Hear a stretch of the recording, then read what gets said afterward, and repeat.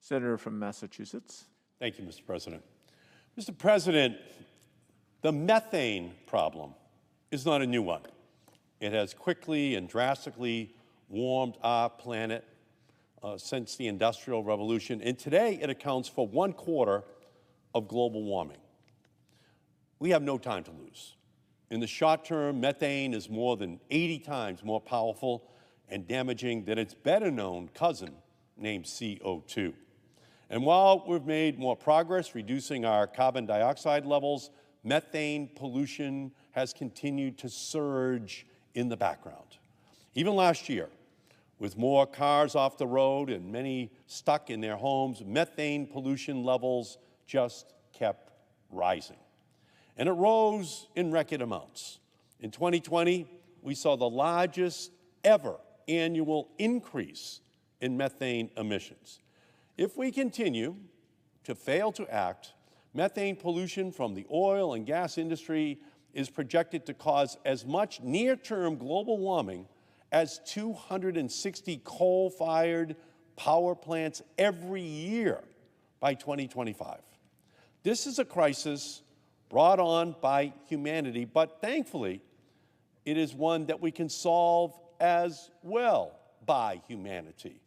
We have the technology, and we understand the science, and we need now to summon the political will and the regulatory leadership in order to solve this methane problem. Last week, I sent a letter to President Biden asking him to lead the world in developing a bold domestic methane strategy. And although the administration's economy-wide goals for greenhouse gas emissions are a good baseline start, we need robust and specific targets for methane. By voting today to rescind the Trump-era attacks on methane regulations, we can protect the Clean Air Act instead of undermining it. By reinstating strong standards, we can protect public health and create new jobs in detecting and repairing leaks. And by taking a stand today for environmental progress and good governance, we can begin to repair the immense damage done by Donald Trump. He was an enemy of science, a roadblock to progress, and a willing saboteur of American jobs and health as long as it meant he could pursue his anti-environmental agenda. Today, we have the opportunity to recommit to climate action and to environmental justice. The COVID-19 pandemic has helped expose the deep, systemic, and historic injustices our communities of color and low-income neighborhoods continue to face. Communities like those in Chelsea, Massachusetts, which has been affected by both poor air quality and some of the highest COVID-19 infection rates in the state and the nation. Or Weymouth, Massachusetts, which grapples daily with the public health and public safety threat of a natural gas compressor station. Big oil and big gas corporations have used places like Weymouth as a way station for pollution without fear of reprisal for emissions of methane and toxic compounds.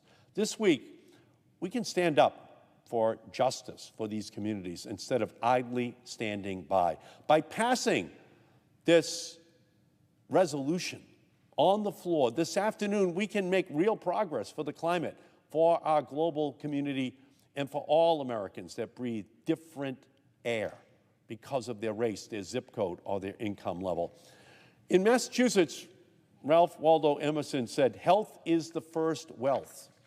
Today's vote is a decisive victory for our families. It will give the Biden administration the tools it needs to shut in this methane for a very inexpensive cost to the oil and gas industry, providing real benefits to the health of our planet and the health of families in our country. And as a result, I urge an aye vote on that CRA.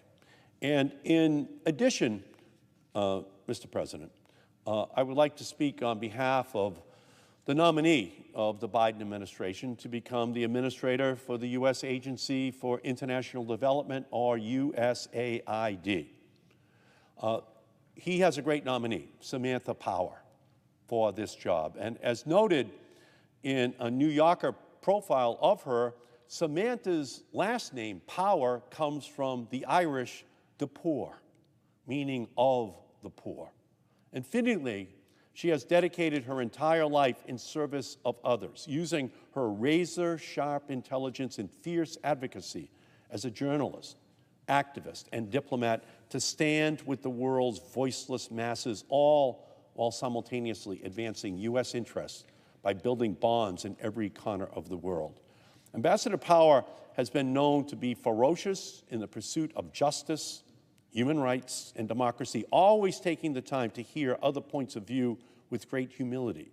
While she disagrees with Henry Kissinger on everything from politics to the no-brainer debate of the Red Sox versus the Yankees, Henry Kissinger has said that Samantha, quote, has an excellent analytical mind, and even on matters where I might come to a different conclusions, I respected her analysis.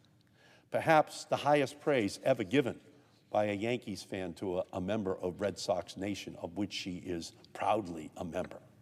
As an immigrant from Ireland, Samantha's personal background gives her a unique and deep respect for this country and all that it stands for. Spending time between Pittsburgh, Atlanta, Dublin, and Boston, she received her bachelor's degree at Yale University and went on to obtain her law degree at Harvard University.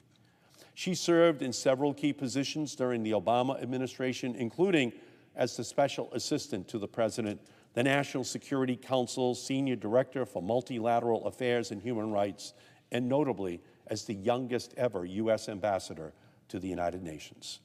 Prior to entering government service, she began her career as a war correspondent, reporting from the siege of Sarajevo, became a Pulitzer Prize-winning author, and served as the founding executive director of the Carr Center for Human Rights Policy at Harvard University.